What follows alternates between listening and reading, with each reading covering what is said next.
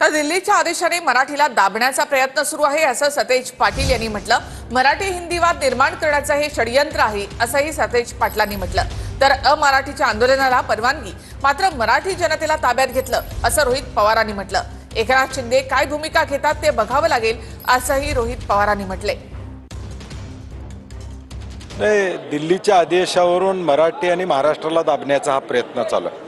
एका बाजूला छत्रपती शिवाजी महाराजांचं नाव घ्यायचं आणि दुसऱ्या बाजूला मात्र मराठीवर या ठिकाणी बंद आणायचं, हे दुटप्पी धोरण भाजपचं आता लोकांच्या समोर आलेलं आहे। आणि निवडणुकीसाठी हिंदी भाषिक मतं मिळवण्यासाठी हिंदी भाषिक लोकांची सहानुभूती आहे भाजपला असं नाही, फक्त हा वाद निर्माण करून मतं कशी मिळवता येईल हे एक षडयंत्र आहे। मराठी माणसांना परवानगी न दिल्यामुळे एकनाथ शिंदे साहेब या बाबतीत काय भूमिका घेतात हे आपल्याला बघावं लागेल। कारण एका बाजूला परप्रांतीयाला तुम्ही परवानगी देता, एका बाजूला तुम्ही मराठी माणसांना परवानगी नाकारता।